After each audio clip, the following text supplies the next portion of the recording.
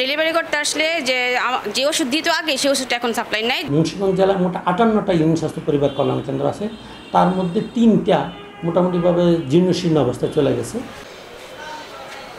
তৃণমূল পর্যন্ত ছড়িয়ে আছে পরিবার পরিকল্পনা বিভাগের কার্যক্রম। জন্ম বিরতিকরণ ছাড়াও মা ও শিশু স্বাস্থ্য এবং কিশোর কিশোরীদের সচেতন করার দায়িত্বে বিভাগটি। পরিকল্পিত পরিবার এবং বাল্যবিয়ে বন্ধেও গ্রামীণ জনগোষ্ঠীর মাঝে এই বিভাগের কাজ করার কথা। কিন্তু মুন্সিগঞ্জের 68 ইউনিয়নের মধ্যে 58 ইউনিয়নে পরিবার কল্যাণ কেন্দ্র থাকলেও 3টি ব্যবহার অনুপযোগী আর 15টি বেশি জরাজীর্ণ। 113টি কমিউনিটি ক্লিনিক এবং 240 স্যাটেলাইট ক্লিনিক থেকেও দেয়া হয় বিভাগটির সেবা কার্যক্রম। কিন্তু জনবল সংকটে এই কার্যক্রম এখন মুখ থুবড়ে পড়েছে। ফ্রিতে কন্ডম বা ওষুধ এটা পাওয়া যাচ্ছে, এখন এখানে আসলে পাওয়া যায় না। 9 মাস যাবৎ আমাদের কোনো পরিবার পরিকল্পনা বিতরণ সামগ্রী নাই এবং কোনো ওষুধপত্র নাই। আগের দেওয়াগুলো ছিল, এতদিন পর্যন্ত দিয়েছি, এখন পর্যন্ত ওষুধ নাই। ডেলিভারি করতে আসলে যে ওষুধ দিত আগে সেই ওষুধটা এখন সাপ্লাই নাই, যার কারণে বাড়ি থেকে কিনতে হচ্ছে। লোকবলের অভাব।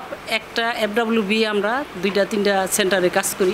জেলার 3টি মা ও শিশু কল্যাণ কেন্দ্রে মা ও শিশুর স্বাস্থ্য ছাড়াও কিশোর কিশোরীদেরও স্বাস্থ্য সেবা ও পরামর্শ দেওয়া হয়। মা এবং শিশু স্বাস্থ্য সুরক্ষার জন্য যখন মা একজন গর্ভবতী হন তখন আমরা তাই কাউন্সিলিং করে বলে দিই যে আপনি কমপক্ষে হলো 4 বার চেক আপে আসবেন এবং যদি পারেন 4 বারের চেয়ে বেশি আপনি চেক আপ করাতে আসবেন। তৃণমূল পর্যায়ে নাগরিক সেবা পৌঁছে দিতে স্বাস্থ্যকর্মীরা কাজ করছেন বলে জানায় জেলা পরিবার পরিকল্পনা বিভাগ। কোনো কেন্দ্রে কিন্তু আমরা বন্ধ রাখছি না। তাহলে এখন প্রশ্ন আসে, তাহলে কীভাবে আমরা জনবল নেই 50%? এটা হচ্ছে যে আমার ইউনিয়ন লেভেলে আমার SSCMO FWV 2 ক্যাটাগরির লোক আছে যারা একটা কেন্দ্রকে সচল রাখে। জেলার পরিবার পরিকল্পনা বিভাগের 760 জন জনবলের মধ্যে 384টি পদই খালি রয়েছে। নাসির উদ্দিন উজ্জ্বল, সময় সংবাদ, মুন্সিগঞ্জ।